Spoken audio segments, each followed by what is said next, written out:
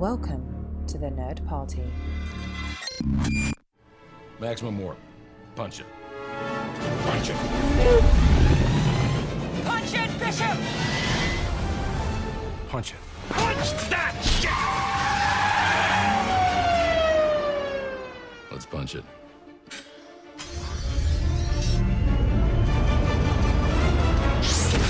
Hello, everybody. Welcome to Punch It, episode 61. My name is Charlene Schmidt, and with me, as always, is... Tristan Riddell.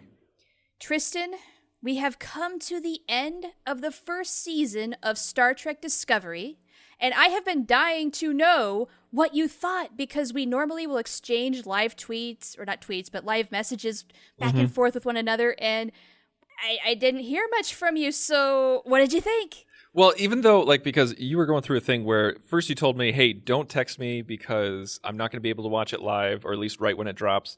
And then I got a text from you saying, oh, okay, no, I am going to be able to do it. And so I was so unsure if whether or not I could text you, so I just decided not to. I'm sorry. I thought I tried to clear that up. What happened was I had company over, and so I figured if they were there when Discovery dropped, I wouldn't be able to watch it, and so I gave everybody a heads up. If you text me, I'm ignoring you because I don't know what's happening yet. And then it turns out we had a nice break where I could watch it when it did drop. And so I did.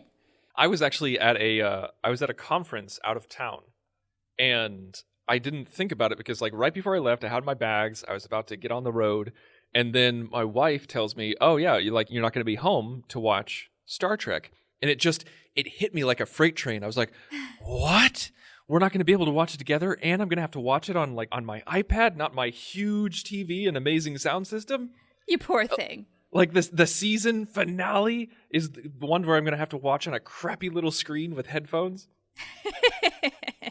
Oh. It figures, right? That's how I felt about the whole thing with having company. The last episode of the season, we got to do this. Dang it!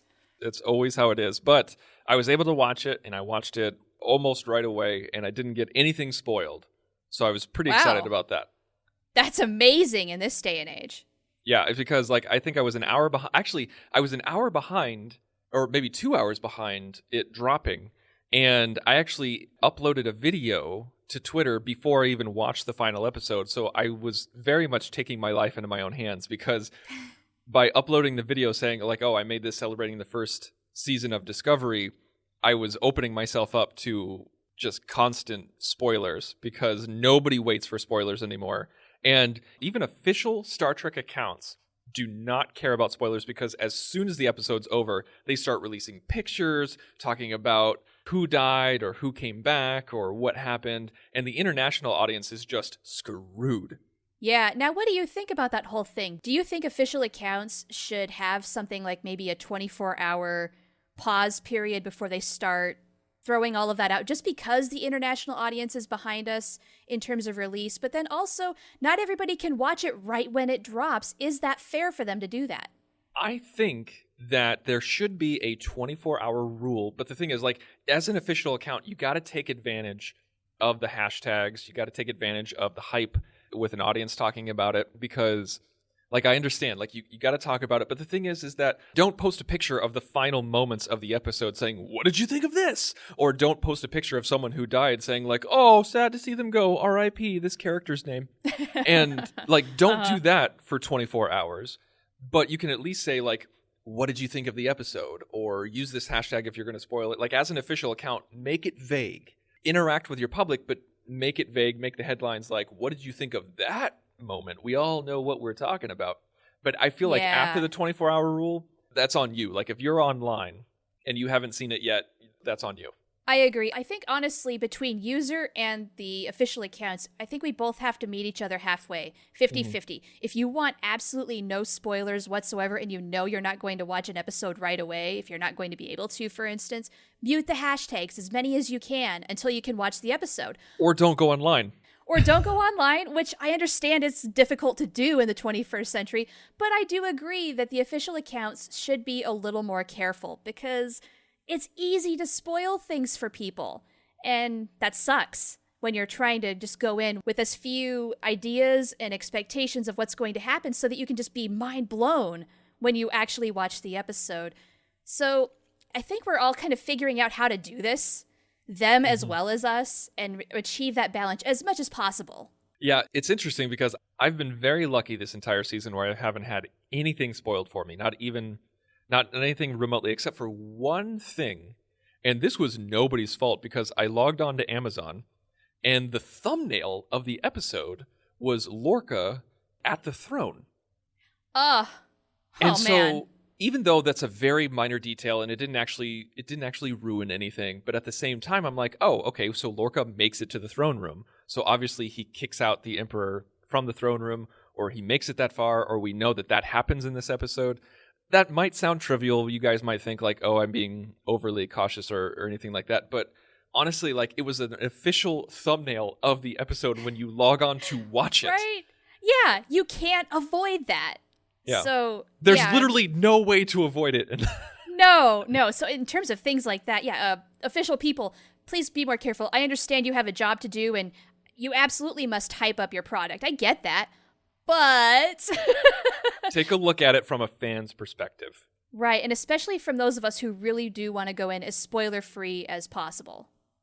Yeah. Because I did. I tried really hard. I still got spoiled on a couple of things. Thanks, Frakes, on that one big one that you revealed at a convention, and then suddenly it's all over Twitter. Oh. And it just happens. You're going to have to tell me, if it's involving the last episode, you're really going to have to tell me what he spoiled, because I don't know. I didn't... Oh, no. It had nothing to do with the last episode. It was when he directed that first episode going into the Mirror Universe. Mm-hmm. He gave that away at a convention that they were going to the Mirror Universe. And then suddenly it was all over Twitter, and I thought, oh, really? You had to? You had to? Damn it, buddy.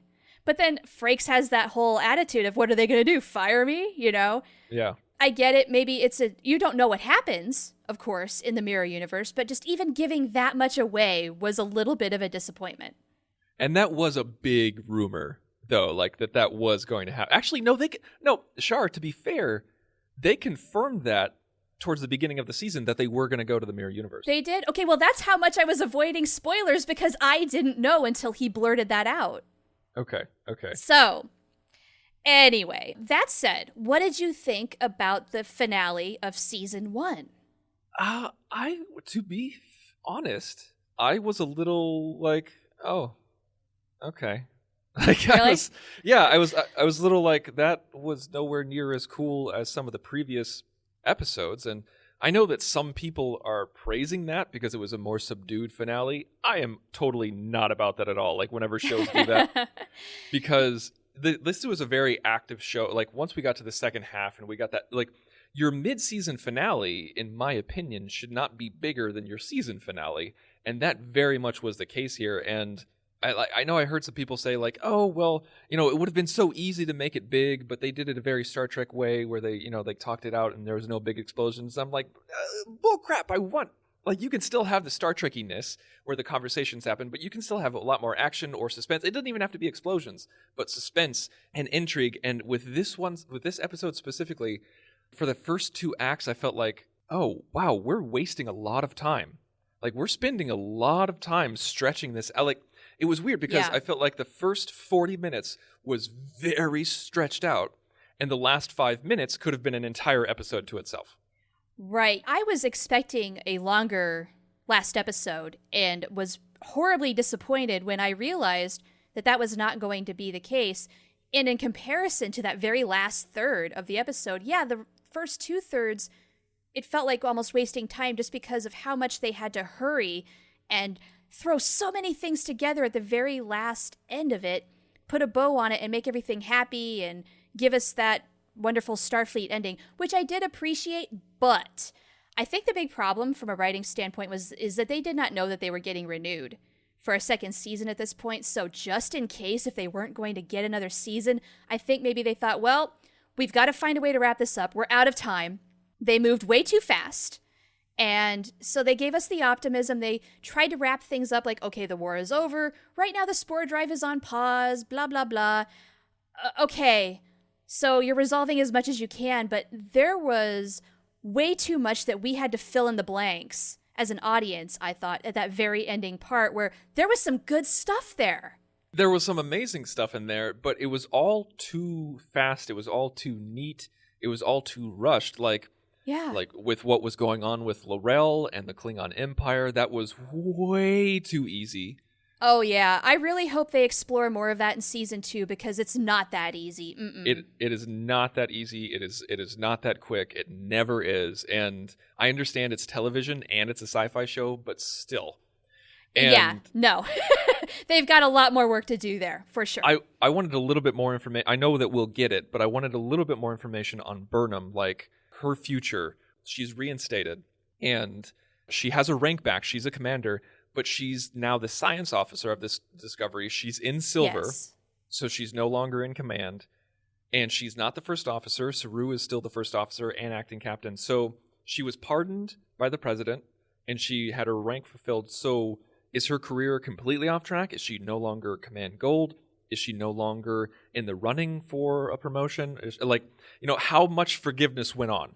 Yes, we did not get the breakdown of why things kind of landed where they were. Maybe we'll get that in season 2, but one kind of general complaint I do have about Discovery is they'll feed us this information and not tell us how it got there until maybe an episode or 2 later, maybe. Yeah. And yes. that kind of ticks me off. It reminds me a lot of Lost in that sense. I think SETI Alpha 3 mentioned this a few episodes ago where they'll bring things up, drop them, maybe pick them back up. And if they don't want to, they don't. They have so many toys they can play with in this universe that they just pick the ones they want and they go with it. I don't necessarily like that. I don't really dig on it either. And I'm not asking for things to be spoon-fed to me, but don't make me wonder what's going on or how things happen, because then I'm not present. I'm not in the moment. Yes. I'm thinking, I'm confused. And so I can't focus on the story of the characters. Right. And I think in part that is why the season finale felt so incomplete. Yeah. Yeah. So that said, though, Discovery is not our main topic for the day, and we should probably move on so we can get to this whole thing. And so what we are doing today is we are going to do a rewrite of a movie, and it's going to be Star Trek Generations. That's right. This is the 7th movie in the franchise. This is the first Next Generation movie, and it was very much a pass the torch type situation. And I kind of get why they wanted to go there, because the opportunity was there. You don't know how long these guys are going to be around. If you're going to do this, this is your chance. I understand why they thought they needed to do it, but they very much did not need to do this. I absolutely agree with that, especially after listening to Mission Log and their analysis of this movie. They did this very recently, so if you have not listened to that, go check out Mission Log. They did a fantastic recap of Generations and talked about some of the flaws and the things they liked and didn't. And we're just going to take that a step further and rewrite the things that we think need improvement. So we have the passing of the torch from original crew to next-gen crew. We have a villain, Soren, played by Malcolm McDowell, and we have the Nexus, which is basically eternity in an energy ribbon. I want to ask you, before we actually start rewriting and everything like that, how did you feel about this movie when you first saw it? When it first came out, I was totally gung-ho. I mean, it was new Star Trek, and it was fun to see it in the theater. I laughed. I had a good time. I knew it was not perfect, but I really wasn't thinking that critically about it. I was 12 when it came out, so I'm just there to enjoy Star Trek. And so for the most part, I'm thinking, this is okay. I mean, I had a good time. I watched it and watched it and watched it. How about you? I was the same way. Like, I was young. I was a little bit younger than you. And so I was buying the posters, buying the toys, getting the hype, all before the movie even came out. And I remember the tagline was "A Rendezvous with Destiny." And I remember seeing that poster on my wall and not knowing how the hell to pronounce or read the word rendezvous. And I remember after seeing it in the theater with my parents, I would after a couple of months, I would run into our local video store and say, "Hey, do you have Star Trek Generations?" They're like, "No." "Well, do you know when you're going to get it in?" "No." I would do that whenever we passed by, and I would beg my parents to let me run in. And they would continually tell me, "No, it's too early. It's not going to come out yet." I was like, "I got to know. I got to check it out." And this was back in the day when we had to actually wait like 6 months, sometimes a year. It was a long time. For a VHS release of a movie, yeah. And you never knew when it was going to come out. Mm-mm. And so, like, that's the thing, is that, like, you would just have to stumble upon it one day. And then it would be there, and then, oh my God, and then you'd have to wait maybe longer because it would sell out so fast, because everybody who's a fan is doing the same thing you are. Exactly. And if you don't get that first pick, you've got to wait until somebody returns their video. This was archaic times, man. We really were savages back then. But I remember watching in theater, and I think that's the thing, is that like I was young enough to not care about the minutia of or the filmmaking techniques or the things that didn't work. I was just enjoying the ride. I was just like, new Star Trek. Yeah. Let's go, gung ho. And it wasn't until I got older and I joined the online community where I realized that this was a very divisive movie. When I revisited this movie, I think I got to watch it on pay-per-view or something. We had a free ticket to watch and if you don't know what pay-per-view is, it's like a premium movie channel where you had to pay something like $5 to watch a movie via cable. We had a coupon for that, and I, of course, once we had that in my hot little hand, I ordered Star Trek Generations. I think I tried to record it on VHS tape. I don't know if it worked, though.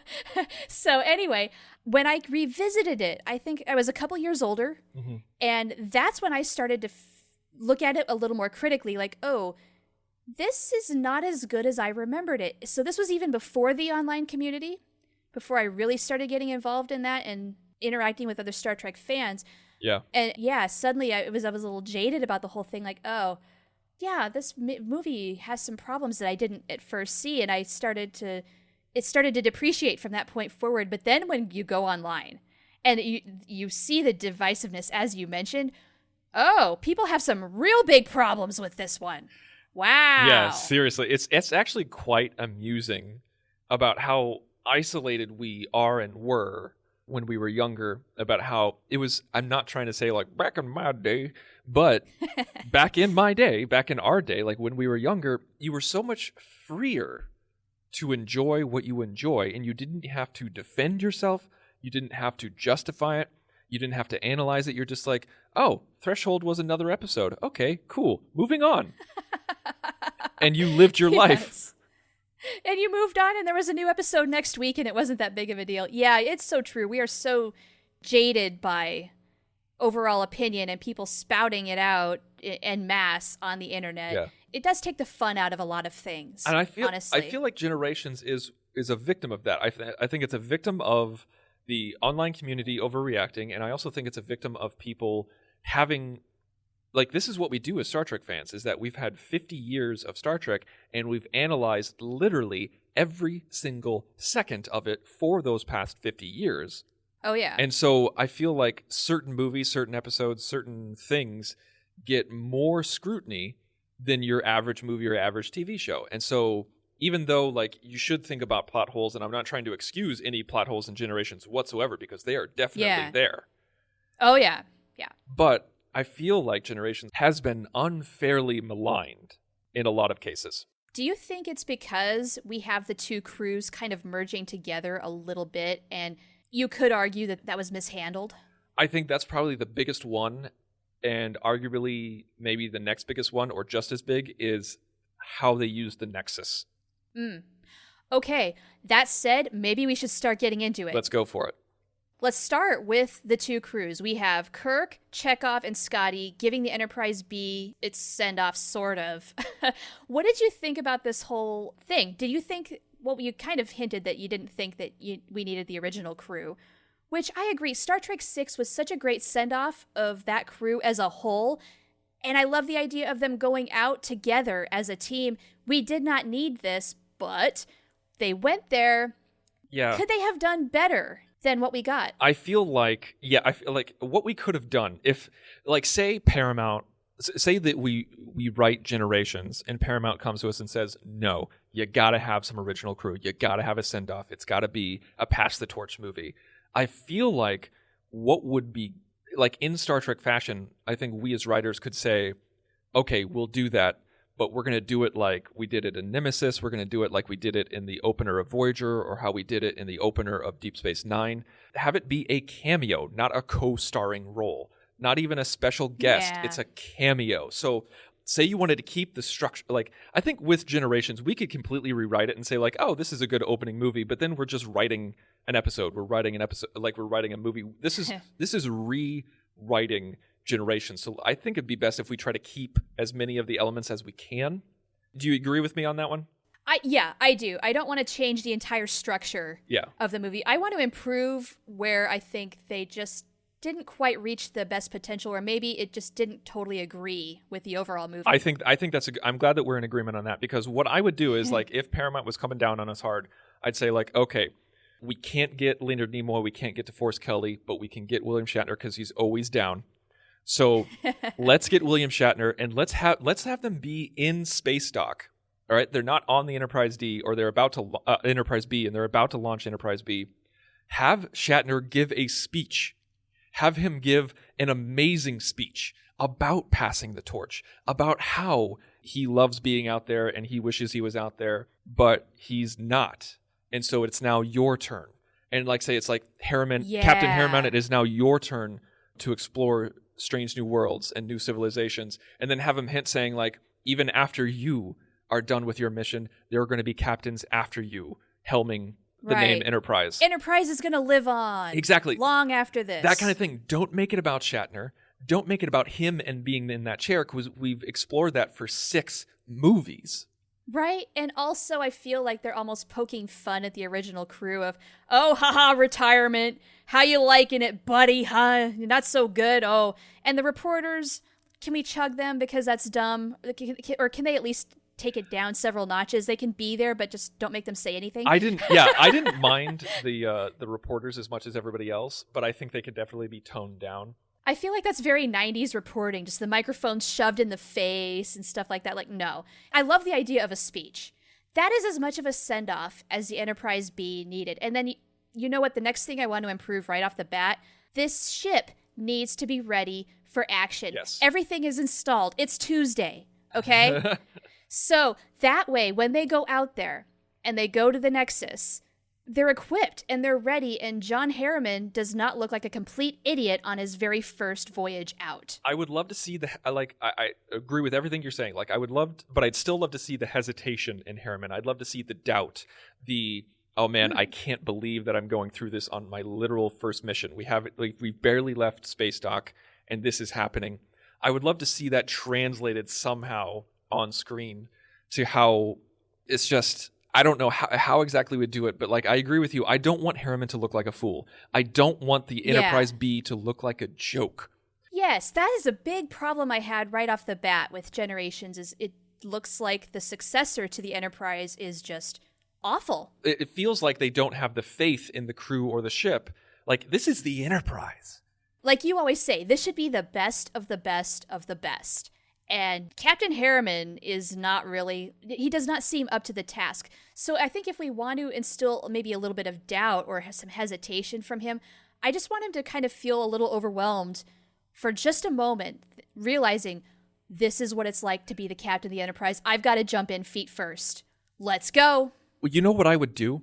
I'd frame it so that the first thing you see, like no long credit sequence right away, no just like slow music and champagne bottle. We're in blackness, you see the Paramount logo, and then cut, and you see the back of Shatner, and he's standing in front of a huge crowd. And that's where he's giving his speech, and he's talking about everything that we just talked about, and then all of a sudden he gestures over to see the B, and it's in space dock. And there's a swell of pride, there's a swell, like he ends his speech amazingly, everybody's clapping their hands, and we close up on Harriman.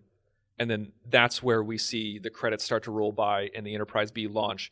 We have a dissolve, and it's no longer the first mission.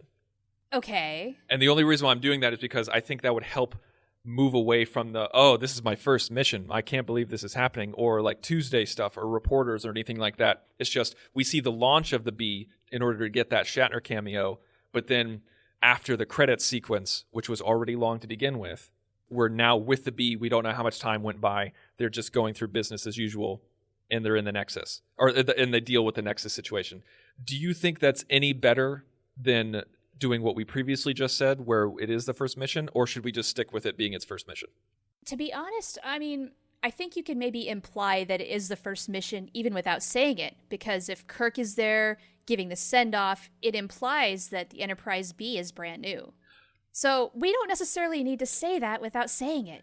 because it is. Well, that's not so much my issue. Like the only reason why I tried to move away, like where I tried to add some ambiguous time frame between the speech and the credits and the Nexus, is just so we don't feel like it is their first mission. But if you want it to be their first mission, I'm fine with erasing everything I just said.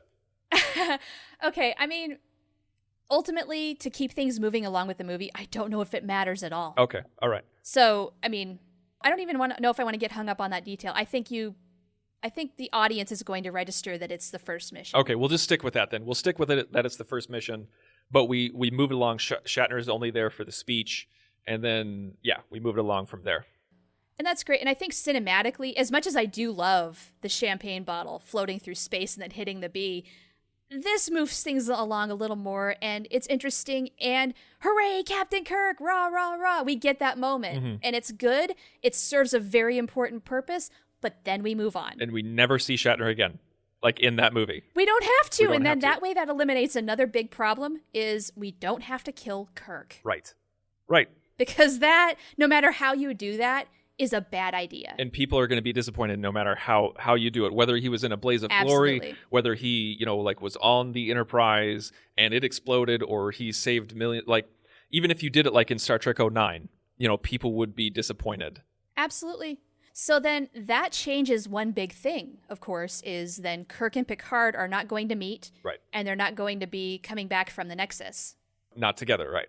Nah. Okay, so let's go ahead and move forward. So does everything proceed the way that it normally does, where what we need then is a framing device? So is Guinan our framing device? Because... Yes, she is. She's our connector. Yeah, we need an ender to the scene. And the ender was Kirk's death, or like presumed death. And Scotty going, aye, and then we zoom out. So with that, like if Guinan is our... Maybe like Harriman is the one that we're following. And then like he saves the day. See, that doesn't make any sense now. Like we've got to figure out something. The rescue mission of the Nexus is very different without Kirk and his presumed death. So yeah, who and what can we rearrange here to keep that amped up? Shatner was our emotional investment. And that's why we cared about this. So are we missing something here? Are we removing the audience caring about the bee, or is Shatner talking about the bee enough for us to care about it? That's a good question. In terms of the Nexus... What if Shatner was the main cameo, but yet there was someone who was on the bee that we've seen before, who we have an emotional connection to? Well, the first person who came to mind, even though we don't actually know her, is Demora Sulu, because she's a Sulu. Would that be enough? I kind of want to go back to Guinan. But she can't be dead. Well, yeah, and she can't be on the bee. Like, she has to be on the Lokul. Right, but she gets rescued and brought aboard the bee. Yes, but I'm talking about, like, but how do we get to the Lokul? Are you saying that we should see something from Guinan's perspective? We should be on the Lokul? Maybe. Do we see her get ripped from the Nexus? I don't know. This is a tough part here. This is I did not foresee this coming, but this is Me a tough neither. part. So I can't believe we're not even past the first scene. This is a lot harder than it looks, guys. So okay, so like if Guinan is, I don't think we see Guinan until the end, and that's our way to move on to the Enterprise D. But we need an emotional investment. We need someone we know to save the day, and I don't think it can be Harriman. I think someone needs to be on the bridge. I think you know what? I got to give credit where credit is due, because by keeping the structure, the writers were correct in thinking that we needed a vehicle to move us forward, but we do not need somebody to move past the Enterprise B incident besides Guinan. We do not need an original series character to do that. But is it okay to have an original series character on the bridge and help save the day? Who would that be, do you think? Well, I don't want it to be Shatner, because I think he needs to stay behind. Yeah, I agree. So could it be Scotty, who is, maybe he helped design the bee, and he wants to... Which would be hilarious, since he initially was not so keen on the Excelsior class. Right, like he's the one who did like the Excelsior refit or something? Maybe, yeah, he had his criticisms at first. Maybe he has helped it along a little bit and really gotten that class of starship solid or solidified to his liking. And unfortunately, maybe so much so with the Enterprise that only he can fix something, or he knows the ship so well that he has to volunteer and be the one to do whatever. I still don't know if that's enough. It feels weird. I don't know. I kind of like the idea of maybe Scotty being there to send it off, just to be there for some initial cruise like it's planned on the actual movie. And then he's not really there to do anything, though. He's just there to hang out and enjoy it. But then, I don't know. This is tough. I feel like I kind of want to move away from that. I want to go back on what I said because it feels like just having Scotty and not Shatner and not anybody else feels like... Yeah, why wouldn't you have them along for the ride? Yeah, it just feels like a last-ditch effort. So I feel like we need to go all in with Harriman and crew. Maybe keep the Dumaro Sulu thing. And maybe follow the two of them. Maybe that is enough. Like, follow Harriman, follow Sulu, and they're the ones that help save the day. But how do we get Guinan into it? How do we get that discovery of Guinan be the anchor of the scene and how we move on? Like, where's the drama in that? Because it can't just be, oh, we saved the day. Oh, and here's Guinan. Because how it was in the original movie was, here's Guinan, beat, beat, beat. Now the day is saved. Is she potentially doing something with Soren? Like, is she trying to maybe calm him down? Is she trying to beat him up and sedate him because he's being such a maniac after being torn from the Nexus? I don't know. Any possibilities there? Maybe she's the one who subdues him. Maybe instead... Because we're not going to have Chekhov. So, like, maybe, like, the day is saved, and then we go back to, like, okay, so the day is saved, but then they go back and say, like, okay, we have all these refugees, what do we do? And just stuff is going crazy. The crap has hit the fan. People are rioting. People are going insane. And what if Soren tries to hurt Sulu or hurt Harriman? Like, maybe they go and see the refugee situation. And ooh, I like that. And then, like, maybe he's going to try and hijack the ship or something? Like he's just in berserker mode. He's not even thinking straight. He's just like, I got to get back. He's tearing people down. Right. And then at the last moment, we see that he gets hit over the head. We don't see who hit him over the head. He drops down, and the camera reveals that it's Guinan. I like that. And I love the idea of after she does that, once that's over, she takes that breath, and we see her kind of reeling from being pulled from the Nexus, because that's one of my favorite things is when we see Guinan, she's in such a state of, I think, despair. Yeah. I think we still need to see that. So then when she calms down a little bit, that sinks in and just, whoa. And that would actually help a personal connection, even more so between Guinan and Soren in the movie, where Soren could directly blame Guinan for why he's not in the Nexus, because maybe he thinks subconsciously or even irrationally that if it wasn't for her, he would have been able to get a shuttle or steal the bee or do something, convince somebody to go back to the Nexus. I like it, because he'll come back when he's on the D at some point with a lot of resentment. Why did you do that? Yeah. We can have an even awkward moment between the two of them, because really all that happened, which was a nice touch in the movie, was Guinan became aware of his presence. And we could take that even further later on. Right. Yeah, we ought to have a little more of a face-to-face confrontation. Once she realizes that he's there, they lock eyes. Yeah.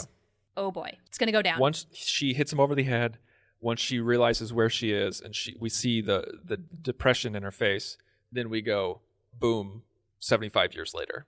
Yep, cut to the Enterprise. I really like the ship, the classic ship, the promotion. It's cute. Come on. No, I like it too. Oh, okay. You were giving me a look of... It's true. Like, no. I was wrinkling my nose at you. I like it too. I think it's cute. I think it's fun. But I always had this in my mind that whenever we went back to the D, we'd go back to the poker table. But is that a good scenario for giving Worf a promotion? I don't think we necessarily need to give Worf a promotion. I think he has it. I'd say make him a lieutenant commander. Okay, but cinematically, the poker table, not nearly as exciting as a ship. You're right. And costumes. You're right. Sorry. Also, we have that whole bit of Data throwing Crusher into the water, which leads to the subplot of him in the emotion ship. Do we want to keep that? I think we can definitely keep the emotions. I think that needs to happen in order to move the story along, and also so we can advance Data. Yeah, I think we have to. I don't want it to be that big of a plot in Generations, though. I feel like, and this is kind of a hindsight is 2020 thing, I think way too much time was spent on Data in the TNG movies. Way too much time. He got a lot of screen time. He really did. I like the idea of Data, now that he has committed to using the emotion chip, having to adjust to that. And You kind of get your wish, Data. You want emotions. This is one step closer to being human. Well, managing your emotions is a big step toward that. Yeah. Exploring that was okay, but maybe we could tone it down just a little bit. Absolutely. Yes. Let's tone it down. Because I hated the scene where he kept cracking jokes and he was just very annoying. Yeah, can we not? And so the anxiety, though, I love the idea that he has a sense of guilt about not being able to save Geordi and stuff like that. I think that sort of thing is absolutely necessary. yes. And then we have to have Picard say, look, Data, this is tough. I get it, but I need you. And I would love for that moment where Geordi gets taken and Data loses it, where he gets scared and he can't proceed. That would be a crazy enough situation that would overload his neural net. Let's not just have it. Yeah. Let's not have it happen randomly because he's like starts laughing and joking and laughing and everything like that. Like, let's have it be a traumatic situation that overloads his neural net. I love it. That makes so much more sense, and then we can avoid a lot of those corny jokes, because really the humor is there when he goes into 10 forward. Yeah. And he has the I hate this scene. That's great. Let's keep that, but we don't have to keep going with the stupid stuff. Yeah, we get plenty of jokes. We don't need it in that scene where Geordi gets taken. So let's tone that down, keep the emotion chip. So you want to keep the HMS Enterprise. Yeah, I do. I think it's a nice introduction, and it looks pretty on screen. And I don't know, it does help set the stage for everything that comes after. Okay. All right. I don't dislike it so much that I need to argue it, so I'm fine with that. Okay, fair enough. So now we're kind of running out of time here. We are. Oh my God. This, dare I say, we have to do a two-parter, but at the rate we're going, this could be 3. I think we can keep it down to 2 because we got the introductions down, we got the opening scene down. This isn't going to be a pass the torch film. We got that done at the beginning. We're going to focus a little bit more on Guinan. We toned down Data, so I think we accomplished a lot for setting the stage. But I feel like if we're going to go scene by scene instead of just doing broad strokes, I think we do need to do a part 2. Because absolutely. we could do this in 10 minutes right now, like we could do the rest of the movie in 10 minutes, but I think you guys deserve a better rewrite. Sort of like Discovery, we wouldn't flesh it out as much as it deserves. Plus, next week we won't have Discovery conversation, sniff, so maybe we can get it done in 2. But for now, we're at a good stopping point. Let's wrap this up. Let's do it. Okay, so everybody, thank you so much for listening. Please go to thenerdparty.com for everything that you could possibly need. You can find our social on Facebook, Twitter, Instagram. It's all there. You can find all of our back episodes from all of our other shows as well as Punch It. And also, if you want to contact us and tell us if there's any specific thing you want us to rewrite or talk about, whether it's Star Trek related or not, go to thenerdparty.com/contact. Select Punch It from the drop-down menu and fill out the form. It'll send us an email. And as always, if you like what we're doing, please go to iTunes and give us a review. If you give us a 5-star review, we'll mention you on the show. So, next week, you know what we're doing, guys. We're going to keep right along with this, and you know that Generations is going to get punched. Ready for warp, sir. Let's punch it.